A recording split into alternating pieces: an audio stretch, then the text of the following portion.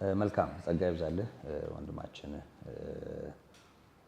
ሙሉ ቀን አሁንም ከዚሁ ጥያቄ ሳርቅ በተለይ የዮሐንስን አገልግሎትና የአገልግሎት ትኩረት ስንመለከት ያው ሁለት ነገር አለው። አንደኛው ነገር ሰዎች ከጠማማ ነገር እንዲወጡ ንስሐ እንዲገቡ ከሚመጣው ቁጣ እንዲያመልጡ ማስጠንቀቅና ማስገንዘብ ነው። ያ ደግሞ በግልጽ ምሳር ከዛፎቹ በታች አለ በማለት ለንስሐ የሚገባ ፍሬም እንዲያደርጉ ንስሐ እንዲገቡ ብቻም ሳይሆን ለንስሐ የሚገባ ፍሬ አድርጉ በማለት መለወጣቸው በፍሬም ጭምር እንዲገለጥ አጥብቆ ይናገር ነበር። ይሄ እንግዲህ ፊት ለፊት የወደቀውን ቅድም እንዳልነው በሞራልም በብዙ ነገር የተበላሸውን ሕዝብ ሕይወት የሚያቀና ምክር ነው። አንደኛው ነገር እሱ ነው። ሌላኛውና ዋናው ግን ዞሮ ዞሮ ልብ መቅናት ያለበት ለምንድን ነው?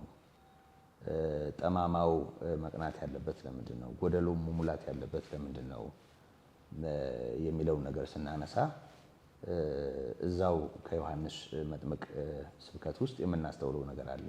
ስጋ የለበሰ ሁሉ የጌታ ማዳን እንዲያይ ይላል እና ክርስቶስን በቅንነት ለመቀበል የሚያስችል የህሊና ዝግጅት እንዲኖራቸው፣ መንፈሳዊ ቅኝት እንዲኖራቸው፣ ከዓለማዊ አስተሳሰብና ስጋዊ ሆኖ በምድር ላይ ተጠምዶ ከመኖር ነቃ ብለው ስለ ሰማይ እንዲያስቡ አእምሯቸውን ለመክፈት እግዚአብሔር ተጠቅሞበታል እና እግዚአብሔር የሰጠውን ሞገስ ለዚህ ያዋለ እግዚአብሔር የረዳው አገልጋይ ከመሆኑ ጋር ተያይዞ አሁንም ከዚህ እውነት ተነስተን ምንድነው ማሰብ ያለብን የሚለውን ነገር በድጋሚ ማስታወስ ይኖርብናል። ምክንያቱም አንዳንድ ታሪኮች ከተጠቀሱበት ከተገለጡበት ዓላማ ውጪ ይቃኛሉ፣ ሌላ ቅርጽ ይይዛሉ እና ዮሐንስን አገልግሎት ከዚህ አኳያ ሕዝብን ወደ እግዚአብሔር ከመመለስ ከማቅናት የተለያየ አይነት ጥመት ከማውጣት ጀምሮ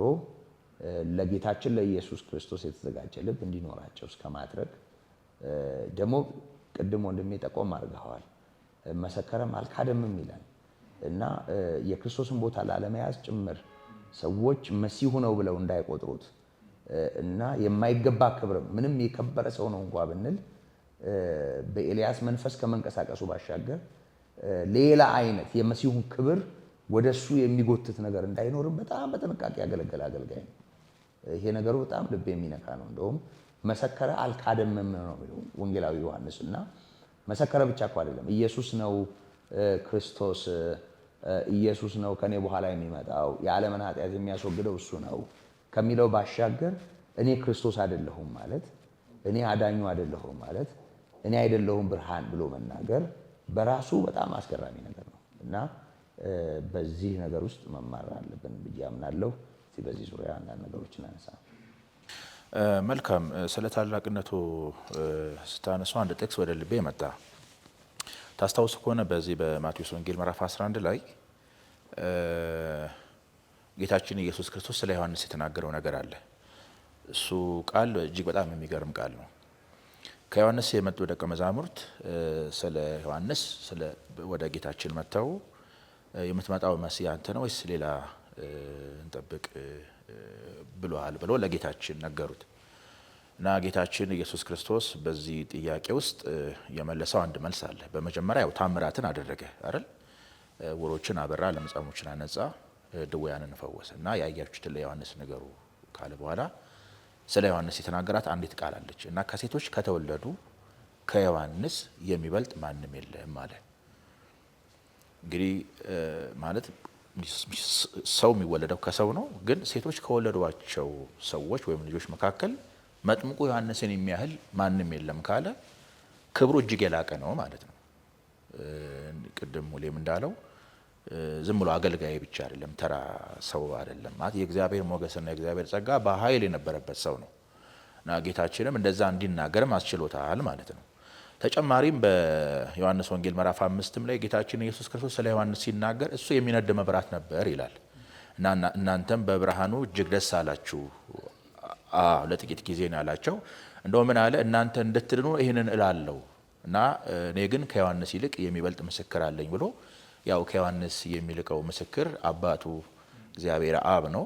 እግዚአብሔር አብም ዮሐንስን መስክረዋል። ዞሮ ዞሮ ግን የዮሐንስ ምስክርነት እነሱ እንዲድኑ ነው ማለት ነው። እና ይህ ሰው እጅግ የከበረና እጅግ ገናና የሆነ የእግዚአብሔር አገልጋይ ነው። ታስታውሱ ከሆነ ዮሐንስ ወንጌል ምዕራፍ 3 ላይ የዮሐንስ ደቀ መዛሙርት ወደ ዮሐንስ መጥተው መምህር ሆይ አሉ፣ አንተ በዮርዳኖስ የመሰከርክለት እነሆ ከአንተ ይልቅ ደቀ መዛሙርትን እያበዛ ነው፣ እያሰፋ ነው፣ አገልግሎቱ እየሰፋ ነው የሚል ክስ ይሁን ቅናት ይሁን አይገባንም፣ ብቻ እንደዛ አይነት ነገር ተናገሩ። እኔም ነው በዚህ እውነት ውስጥ ምን አስተዋልኩኝ? አንዳንዴ የአገልጋይ ፈተና ተገልጋዩ ነው ብዬ አሰብኩኝ። እንግዲህ እነዚህ አሁን ለዮሐንስ ተቆርቆረው ነው ለጌታ አስበው ነው ማለት አንተ በዮርዳኖስ የመሰከርክለት እጅግ ደቀ መዛሙርት ያበዛል ብለው የዮሐንስ ደቀ መዛሙርት ነው ስለ ጌታ ለዮሐንስ የሚነግሩት ማለት ነው።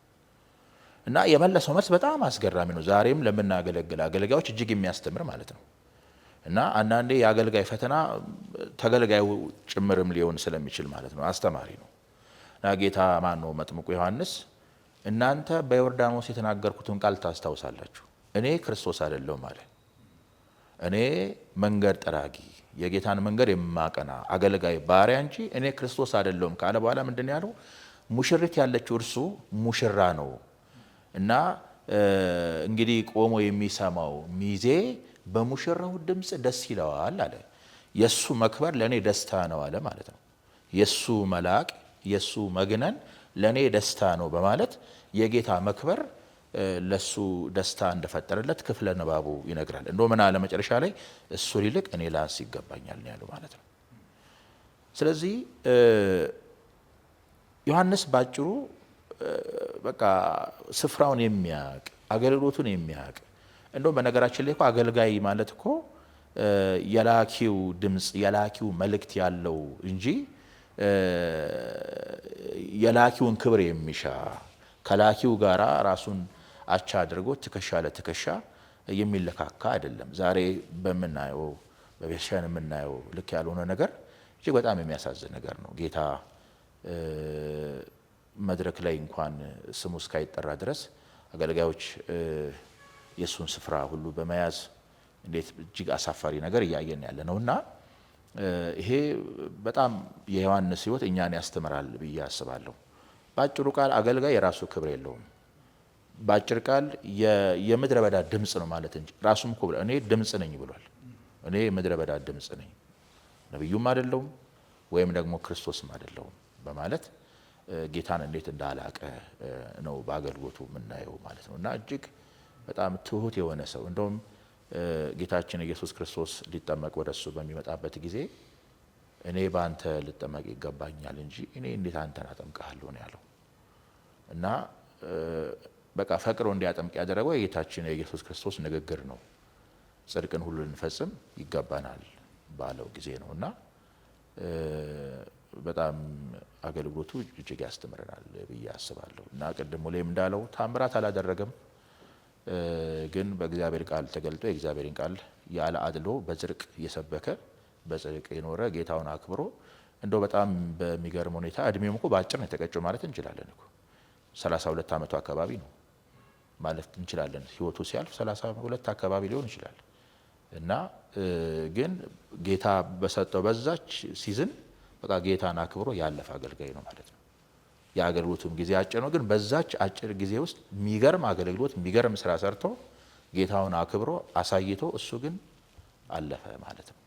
እና በዚህም ጌታ በሚሰጠን ጊዜ እንድንጠቀም በእጅጉ የዮሐንስ ሕይወት ያስተምረናል ብዬ አስባለሁ።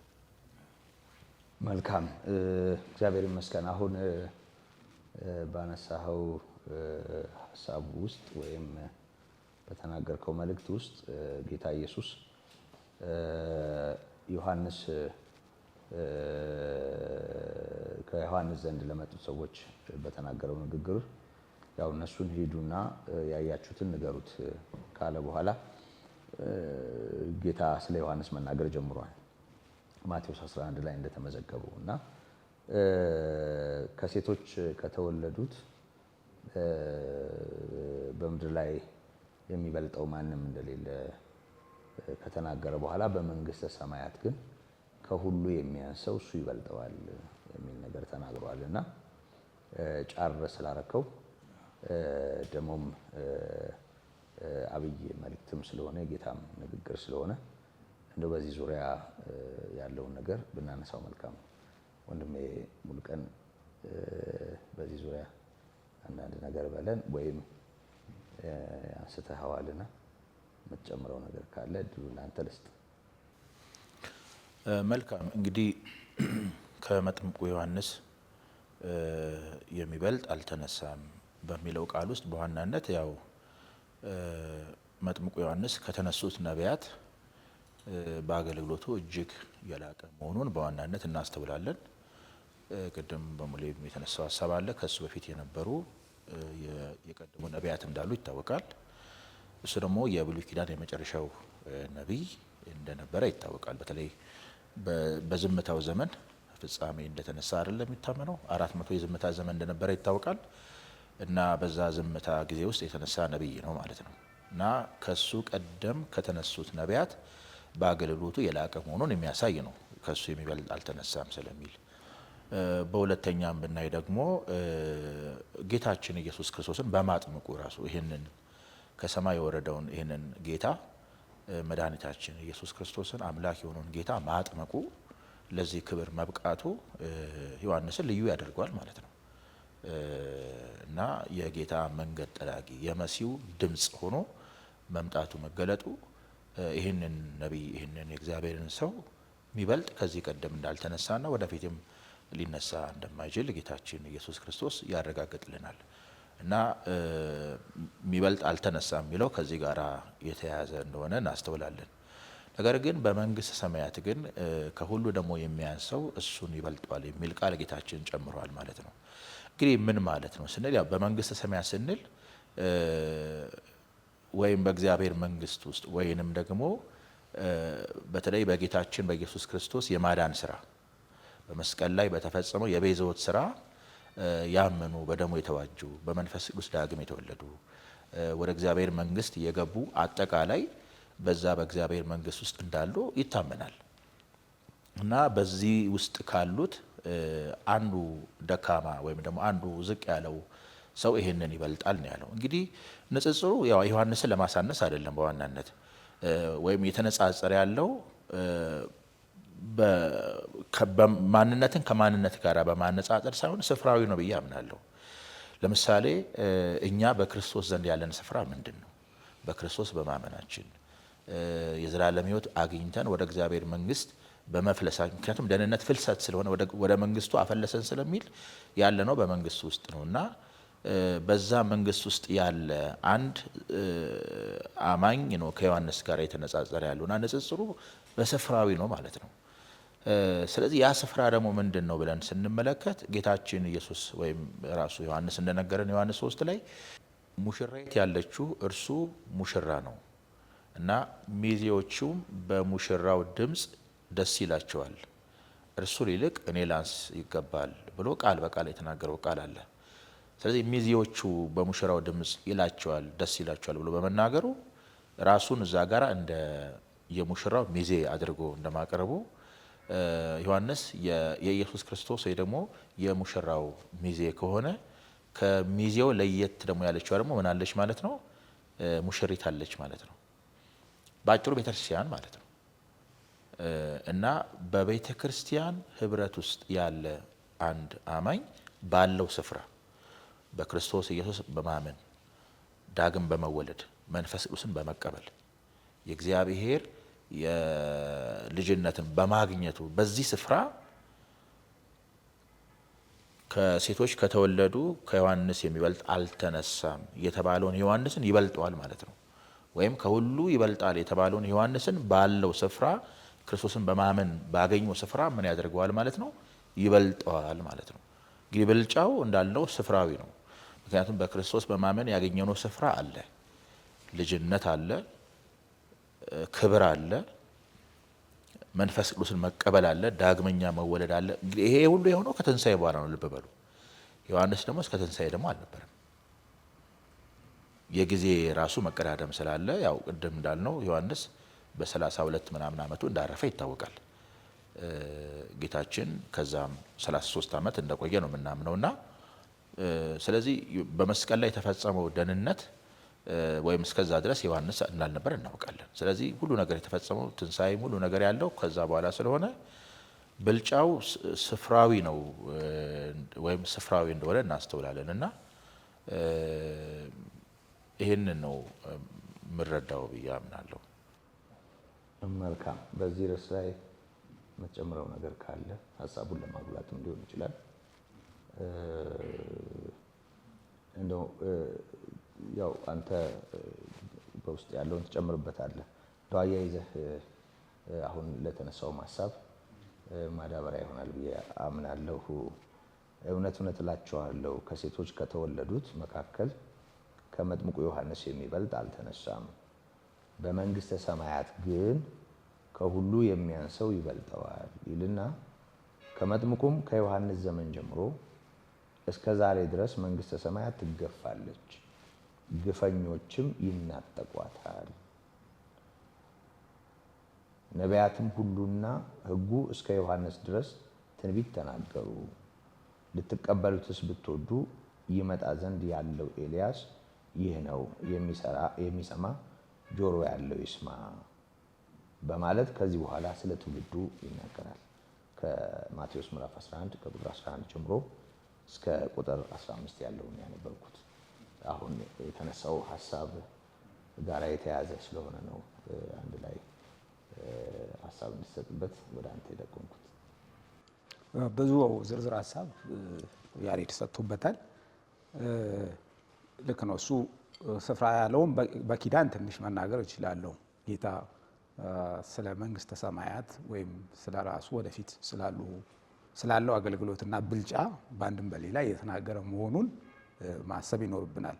ባይሆን አንዳንዴ ይሄ ክፍል ጌታ ኢየሱስም እንዲሁ ከሰው ስለተወለደ ራሱንም እዛ ውስጥ አስገብቶ ያወዳደረ እንደሆነ ማሰብ የለብንም።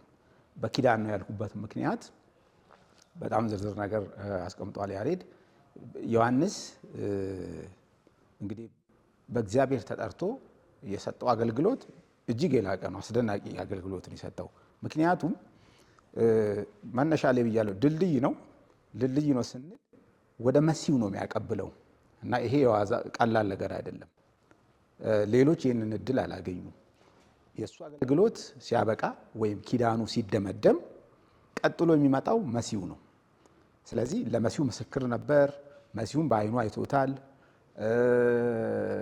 በትምህርቱም በአገልግሎቱም እጅግ የላቀ ነው። በኪዳን ውስጥ ከነበሩ ሰዎች ከጽድቅ አንጻር ሳይሆን የበለጠ ክፍሉ ከጽድቅም አንጻር ቢባል ዮሐንስ እንዲህ ዋዛ አይደለም። በአንጻራዊ ጽድቅ እንኳ ቢታይ በአገልግሎቱ ግን እስከዛ ጊዜ ከነበሩት አንጻር ቢመዘን እሱ የላቀ ነው። ግን የመንግስተ ሰማያት በር ላይ ነው እንጂ የቆመው ወደ ውስጥ አልዘለቀም።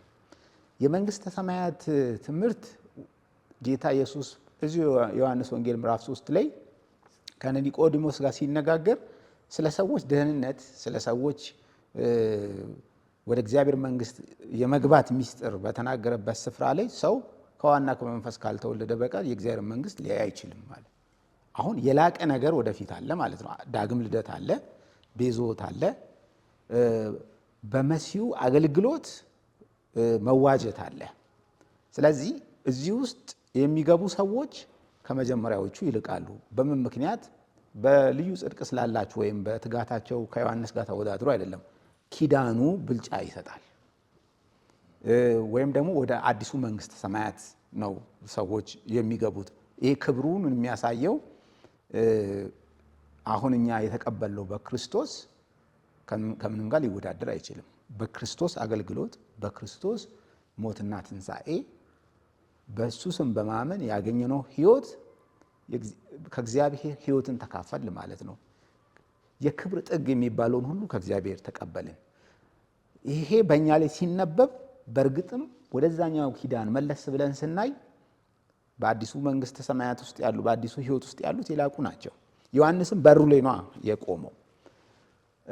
ስለዚህ መንግስተ ሰማያት የሚደርስባትን ነገር ጌታ እንግዲህ ይናገራል ከዚህ ሰዓት በኋላ የበለጠም አሁን የእሱ አገልግሎት ነው። በነገራችን ላይ ምንድን ነው የዮሐንስ አገልግሎትና ስራ ሁሉ አሁን እየተቆለፈ እየተዘጋ እየሄደ ነው። በር ወዴት መስኮቱ አሁን ወዴት ነው የሚያመለክተው? ወደ መሲሁ ነው። ወደ መሲሁ ነው ማየት ያለብንም ከሱ አገልግሎትና ከሱ ስራ አንጻር ነው። ያም ሆኖ ግን ዮሐንስ በጣም የላቀ ሰው ቢሆንም የሚያስደንቀው ግን አልተቀበሉትም። ይህ አሳዛኝ ክፍል ነው በዚህ ሁኔታ ውስጥ ጌታ ከተናገረው። ለምን እሱ ሕግና ነቢያት እስከሱ ድረስ ነው የሚቋጨው። በሕግና በነቢያት በሕግ ውስጥ ባሉ ሰዎች የሚኮሩ የሚታበዩ ናቸው። ግን አላወቁም ምን ያህል የላቀ ሰው እንደሆነ። እሱን ሰምተው አውቀውት ቢሆን ኖሮ ወዴት ይመራቸዋል? ወደ መንግስቱ ይመራቸው ነበር። እሱን አልተቀበሉትም ማለት የዮሐንስን አገልግሎትና ትምህርት አልተቀበሉም ማለት ለምትመጣው መንግስት አሁን ጠላት ናቸው ማለት ነው። ኦልሬዲ ማለት ለምን ተቃራኒ ናቸው። የተሻለ ነበር፣ የሚበልጥ ነበር። ቢሰሙት ወደ ህይወት እየመራቸው ነው። ባይሆን እሱንም አልተቀበሉም። ከዚህ በኋላ የመንግስቱም ጠላት ሆነው ይቀጥላሉ። ይሄንን ነው የምንረዳው። መልካም እንግዲህ ያው ወደ ቀጣዩ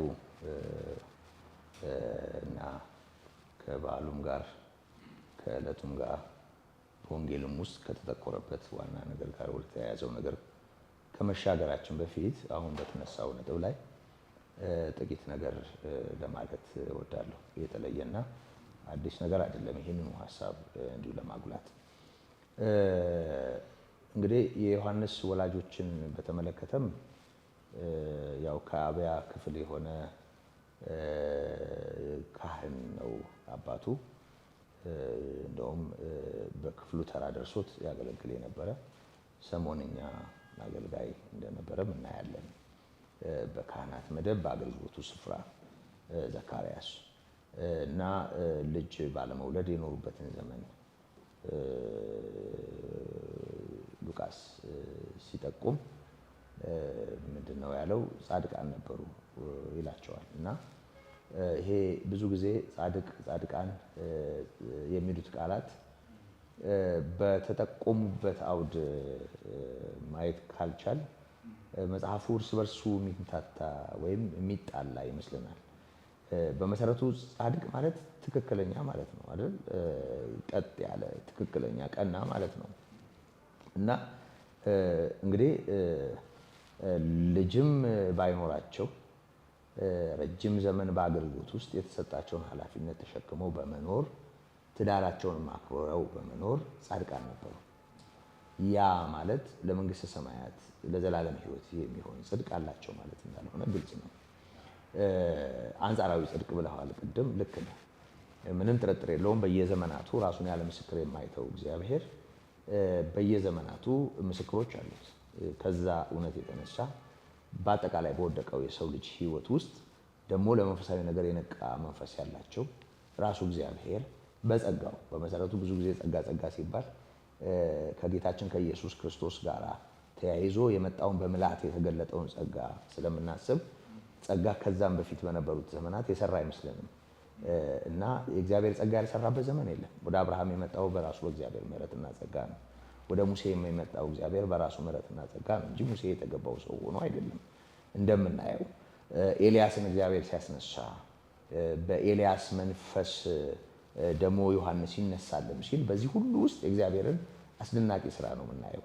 ጠቅለል ባለመልኩ አንጻራዊ ጽድቅና አንጻራዊ የሆነ ቅድስናን በተመለከተ በየዘመናቱ እግዚአብሔር ሰዎች ነበሩት። ምንም ጥርጥር የለውም።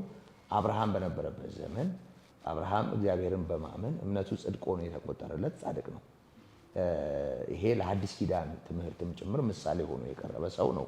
ዘፍጥረት 15:5ን ከሮሜ ምዕራፍ 4 ጋር አያይዘን ብናየው አብርሃም እንደውም ለኛ አሁን ጽድቅን በእምነት ለተከተልነው ሰዎች አባት ሆኖ የተገኘበት አግባብ ጽድቅን በእምነት መከተሉ፣ ወዴት እንደሚሄድ ሳያውቅ እግዚአብሔር ወደ አለው ስፍራ ታዞ መውጣቱ፣ ከወገኖች ከዘመዶች ተለይ ሲባል ይሄንን ለማድረግ ወደኋላ አለማለቱ ለእግዚአብሔር መታዘዙን እናያለን።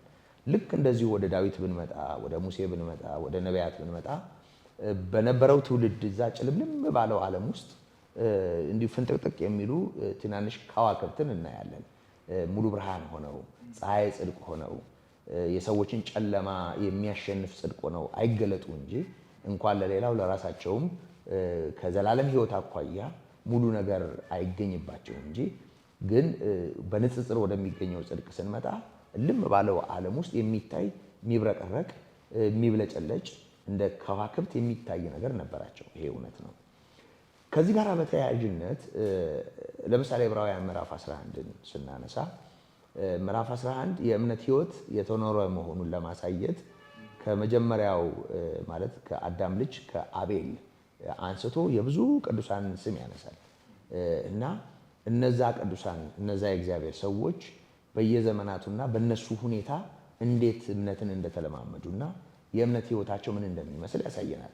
ለምሳሌ አቤል ካለ በኋላ ሄኖክ፣ ኖህ፣ አብርሃም፣ ይስሐቅ፣ ያዕቆብ፣ ባለቤቱ ሳራ፣ ከዛ ባሻገር ዮሴፍ፣ ከዛ ሙሴ፣ መላው የእስራኤል ሕዝብ ከነ ዲቦራን እነ ባርቅን እነ ዮፍታሔን በስም ያልተጠቀሱ ሙታናቸውን በትንሣኤ ያገኙ ሰዎችን ዝርዝር የሚቀጥለውን ዓለም ተስፋ በማድረግ በምድር ላይ የኖሩትን ኑሮ ጭምር በማንሳት ስለ ብዙ ቅዱሳን ይነግረናል። የሚገርመኝ ነገር እዚህ ክፍል ላይ እነዚህ ሁሉ በእምነታቸው ተመስክሮላቸው ሳለ የተሰጣቸውን የተስፋ ቃል አላገኙም። ምክንያቱም ያለኛ ፍጹማን እንዳይሆኑ እግዚአብሔር ስለኛ አንዳች የሚበልጥ ነገር አይቶ ነበርና በማለት ምዕራፍ 11 ዕብራውያን ቁጥር 42 ላይ ይህንን ይነግረናል። ስለዚህ በዚህ እውነት ውስጥ እንደው ከመጀመሪያው ሰው አንስቶ ማለት ከወደቀው አዳም ልጆች ጀምረን በአጠቃላይ እስከ መጥምቁ ዮሐንስ መምጣት የምንበለው በአጠቃላይ የሰው ልጅ ታሪክ ውስጥ እንግዲህ እስከ ኢየሱስ ክርስቶስ መገለጥ አሁን ቅድም እንዳነሳ ነው የመጨረሻው ነቢይ ልንለው የምንችለው ሰው ነው። ትንቢት ከፍጻሜ ጋር የተስማሙለት ሰው ነው። ይመጣል ብሎ ተናግሮ እነሆ ያለ ሰው ነው። ስለዚህ እስካሁን ድረስ ከመጡት ነቢያት በተለየ ሁኔታ በትንቢት መንፈስ ስለሚመጣው ስለ ክርስቶስ የናፈቁትን ሰዎች ጴጥሮስ ሲነግረን ለእኛ ሲገለጽ ዘንድ ስላለው ክብር ትንቢት የተናገሩ ነቢያት አስቀድመው ስለ ክርስቶስ መከራና ከዛ በኋላ ስለሚመጣው ክብር መናገራቸውን ይነግረንና እነዛ ሁሉ አሁን ባወራሁላችሁ ነገር እናንተን እንጂ ራሳቸውን አላገለገሉም ይላል። ምክንያቱም የተናገሩለትን አላዩም። ኢሳይያስ ከ750 ዓመት ቀደም ብሎ ስለ መሲሁ ቤዛነት ነግሮናል። ነገር ግን መሲሁን እንደዚህ የማየት እድል የገጠመው ሰው አልነበረም። ልክ ነው፣ እኛን አገልግሏል። በተለይ እንደ አበሻ ኢትዮጵያዊው ጃንደረባ ሲያነበው የነበረው የኢሳይያስ 53 ከመሆኑ ጋር ተያይዞ ሐዋርያት ሥራ ምዕራፍ 8 ላይ ያንን ፊልጶስ መጥቶ ከመተርጎሙና ከመጠመቁ ጋር ተያይዞ በተለይ የኢሳይያስ ትንቢት በተለይ ምዕራፍ 53 ምን ያህል እንደጠቀመንና ከታሪካችንም ጋር ቀጥታ የሚያገናኘው ነገር እንዳለም እናስተውላለን። እና ከዚህ የተነሳ በአጠቃላይ በብሉይ ኪዳን የነበሩ ነቢያት፣ በብሉይ ኪዳን የነበሩ አገልጋዮች ልክ ነው እኛን ጠቅመዋል። አሁን የብሉይ ኪዳን መጻሕፍትን የምናነበው ሰዎች ጠቅመዋል። ኢየሱስ ክርስቶስ ሙሴ በሕግ ነቢያት በትንቢት የተናገሩለት መሆኑን እንድናምን አግዞናል። ጌታም ቢሆን እነዛን መጽሐፍት እየጠቀሰ የሰው ልጅ ስለ ሰው ልጅ መዳን መከራ እንደሚቀበል እንደሚሞት በሶስተኛው ቀን እንደሚነሳ አለማስተዋላቸውን እንደነቀፈ ሉቃስ 24 ላይ እናያለን። እነ ቀሌዮጳን በተናገረበት ክፍል ከዚህ ሁሉ ጋር ተያይዞ ነቢያት ልክ ነው እኛን አገልግለዋል፣ ግን ራሳቸው ሩቅ ነበሩ። አሁን ዮሐንስ ከነዚህ የሚለየው ነገር አለ። በዛ ቅድም እንዳነሳችሁት የዝምታው ዘመን አልቆ እንግዲህ በኤልያስ መንፈስ በመሰረቱ በኤልያስ መንፈስ ማለት ኤልያስ መንፈሱን ሰጥቶታል ማለት ሳይሆን ከኤልያስ የተቀበለው መንፈስ ሳይሆን ኤልያስን ያነቃው መንፈስ፣ በቅናት ያቆመው መንፈስ ህዝቡ ንስሐ እንዲገባ ከጣዖት ጋራ ወይም ከጣዖት አምላኪዎች ጋር ፊት ለፊት እንዲጋፈጥ ያደረገው ያ መንፈስ ከነገስታት ጋር የሚጋፈጠውን ሄሮድስ የወንድምህን ሚስት ልታገባ አይገባህም እያለ የተናገረውን መጥምቁ ዮሐንስን ያስነሳው መንፈስ ነው ያንን የሚያስነሳው። እና በዚያ መንፈስ በቅናት የተነሳው ከማህፀን ጀምሮ በመንፈስ ቅዱስ የተሞላው ዮሐንስና ሌሎቹን ስናነጻጽር ዮሐንስ ትንቢትና ፍጻሜን ማገናኘት የቻለ ድልድይ መሆን የቻለ ይመጣል ብሎ ሲናገር ቆይቶ በኋላም መጥተው አንተ ማን ነህ ሲሉት እንዴ ቀድሜ እኮ ነግሬያቸዋለሁ፣ እኔ እንዳይደለሁ ነግሬያቸዋለሁ፣ ከኔ በኋላ ይመጣል ብዬ እኮ ነግሬያቸዋለሁ፣ ከኔ በኋላ ይመጣል ያልኳችሁ እኮ ከኔ በፊት የነበረና ከኔ ይልቅ የላቀ ነው፣ ከኔ ጋር ሲነጻጸር ጫማውን ጠፈር ልፈታም ጫማውን ልሸከምም አይገባኝም ብዬ ስለሱ እኮ ቀድሜ ብያችኋለሁ። አሁን እንዳነሳችሁት ሚዜዎች ሁልጊዜም በሙሽራው ድምፅ ነው ደስ የሚላቸው፣ እርሱ ሊልቅ እኔ ግን ላንስ ይገባኛል፣ ሙሽራይቱ ያለችው እሱ ሙሽራ ነው፣ ደስታዬ ተፈጸመ በማለት በሚያስገርም ሁኔታ ያገለገለ ሰው ነው። እና ይሄ ሰው እድለኛ ይመጣል ብሎ ተናገረ። ቀድሞ እያጠመቀ ሰዎችን አዘጋጀ። ልክ ሲመጣ አየውና እንሆ አለ። እንደውም እዛ ዮሐንስ ወንጌል ላይ ከዚህ ቀን በሚቀጥለው ቀን ከዮሐንስ ደቀ መዛሙርት ጋር ዮሐንስ ቆሟል፣ ከራሱ ደቀ መዛሙርት ጋር መሲሁ በዛ በኩል ሲያልፍ አዩና እንዲህ አሉት፣ ጠቆሙት እና ዮሐንስ ወደሱ እንደገና አመለከታቸው እና ዮሐንስን ትተው ጌታ ኢየሱስን ተከትለው ሄዱ። ዮሐንስ ቅር አላለው፣ ምክንያቱም ለዚህ ስራ የመጣ ሰው ከመሆኑ ጋር ተያይዞ እና እንደው ነገሩን ወደ መጠቅለል ስመጣ በተለይ ጳውሎስ እነዛ ሁሉ በእምነታቸው ተመስክሮላቸው ሳለ የተሰጣቸውን የተስፋ ቃል አላገኙም ይላል። የሚገርመው ነገር በዛ ክፍል የተሰጣቸውን የተስፋ ቃል አገኙ የተባሉ አሉ፣ አላገኙምም የተባሉ አሉ። እና አገኙ የተባሉቱ በጊዜው በእነሱ ህይወት መሆን ያለበት ነገር ሲፈጸም ያዩ ናቸው። ለምሳሌ ሙታናቸውን በትንሣኤ የተቀበሉ ሰዎች፣ ባህር ተሻግሮ ያለፉ ሰዎች፣ ከግብፅ ወጥተው ከነዓን የደረሱ ሰዎች እና በህይወታቸው አንዳንድ ነገር የሆነላቸው ሰዎች ያገኙ ናቸው። አላገኙም ደግሞ የተባሉ አሉ። እንደ አጠቃላይ ለህዝቡ የተገባው ተስፋ ምድረ ርስትን ከመውረስ ጀምሮ የተነገሩ ብዙ ነገሮች ስላሉ አላገኙም የተባሉ አሉ። አሁን አላገኙምም የተባሉ ያላገኙት፣ አገኙምም የተባሉ ያላገኙት፣ እኛንም እነሱንም ፍጹም የሚያደርግ ሰዎችን ሁሉ የሚያድን የእግዚአብሔር ጸጋ በክርስቶስ ነውና የተገለጠው። ሐዋርያው ቅዱስ ጳውሎስ እነዚህ ሁሉ በእምነታቸው ተመስክሮላቸው ሳለ የተሰጣቸውን የተስፋ ቃል አላገኙም። ምክንያቱም ያለ እኛ ፍጹማን እንዳይሆኑ እግዚአብሔር ስለኛ አንዳች የሚበልጥን ነገር አይቶ ነበር ይላል። የሚበልጥ ነገር ምንድን ነው? ይሄ የሚበልጥ የቤተክርስቲያን ህይወት ነው። ቅድም አንስታችሁታል። ቅድምም ባነበብኩት ክፍል እስካሁን ድረስ የእግዚአብሔር መንግስት ትገፋለች ካለ በኋላ ጌታ ግን ግፈኞች ይናጠቋታል። አሁን የሚገፏት ሰዎች አሉ፣ ደግሞ የሚናጠቋት ግፈኞች አሉ። መናጠቅ ማለት መሻማት ማለት ነው። መናጠቅ ማለት መሻማት ማለት ነው። ልክ ነው። መንግስተ ሰማያት ተገፍታለች፣ ክርስቶስ ተገፍቷል። ግን ተገፍቷል ማለት በቃ ተገፍቶ እስከ መጨረሻ ድረስ አለቀለት ማለት አይደለም። ይሄው እግዚአብሔር ይመስገን በብዙ ግፍ ውስጥ ያሉ፣ በብዙ አመፃ ውስጥ ያሉ የእግዚአብሔር ብርሃን ሲበራላቸው ይሄንን እውነት በመናጠቅ የእግዚአብሔር መንግስት አካል ሆነዋል። ያንን ነው እየነገረን ያለው። ስለዚህ እነሱንም እኛንም የሚያድን የእግዚአብሔር ጸጋ ከወደቀው ከመጀመሪያው ሰው አንስቶ የጸጋው ዘመን እስኪያበቃ ድረስ ባሉት በሚኖሩት ዘመናት ሁሉ የሚነሱትን ሰዎች ሊታደግ የሚችል የእግዚአብሔር ጸጋ ነው የተገለጠው። ስለዚህ ይሄ የእግዚአብሔር ጸጋ ያተረፋቸው ሰዎች የጸጋው ዘመን መጨረሻም ላይ ቢሆን ይሄ እውነት ደርሷቸው ወደዚህ ብርሃን ቢገቡ የሚይዙት ስፍራ የሙሽራይቱን ቦታ ስለሚሆን፣ በደሙ በመዋጀት ስለሚሆን፣ በመዳን ስለሚሆን ሚዜ ከነበሩት የብሉይ ኪዳን አገልጋይ ከነበሩት ልክ ነው። በመጨረሻው ሰዓት ወደዚህ መንግስት የገባው ሰው በደሙ የታጠበው ሰው ከዮሐንስ ይልቅ የሚይዘው ቦታ እጅግ የከበረ ነው እና በእውነት ይሄ ታላቅ ምሕረት ነው። ዮሐንስ ትልቅ ሰው ነው። በጣም እጅግ የተከበረ ሰው ነው። እግዚአብሔር ለዓላማው የገለጠው ሰው ነው። እንደው አንድ ሰው እንዲህ ሲል ሰምቻለሁ፣ ፕሮግራም ለመምራት የተወለደ ማለት ከኔ በኋላ የሚመጣው ከኔ በፊት የነበረ ነው፣ ከኔ የሚልቅ የከበረ ሆኗል፣ ከኔ ጋር ሲነጻጸር ጫማውን ልሸከም እንኳ አይገባኝም፣ እኔ ለንስሐ በውሃ ነው ማጠምቀው፣ እሱ ግን በመንፈስ ቅዱስ በእሳትም ያጠምቃል በማለት የአገልግሎቱን ከፍታ የማንነቱንም ከፍታ ከሱ ጋር ሲነጻጸር ደግሞ ጨርሶ መነጻጸር የማይችል መሆኑን ጭምር በመናገር ጌታውን ያላቀ እግዚአብሔር የረዳው ትልቅ ሰው ነው። ቅድም እናንተ ያነሳችሁትን አንድ ነገር ደግሜ ላስምርበት። ዮሐንስ በዘመኑ ሽባ ተረተረ፣ ጎባጣ ቀና፣ አይነ ስውር ወደ ብርሃን እንዲመጣ አደረገ የሚል አንድም የተጻፈ ነገር የለም። ግን ዕውራንን ወይም አይነ ስውራንን ወደ ብርሃን ስለሚያመጣው፣ ለታሰሩ መፈታት ስለሚሆነው፣ ለተጠቁ ነፃነት ስለሚሆነው፣ ተአምራት ስለሚያደርገው፣ ሕይወቱን ሰጥቶ ሕይወታችንን ስለሚያተርፈው ስለ ጌታችን ስለ ኢየሱስ ክርስቶስ ግን ተናግሯል። ሥጋ የለበሰ ሁሉ የጌታን ማዳን እንዲያይ በማለት ወደ ጌታ ሰዎችን ጠቁሟል። የዮሐንስ ክብሩ ጌታውን ማሳየቱ ነው ማለት ነው።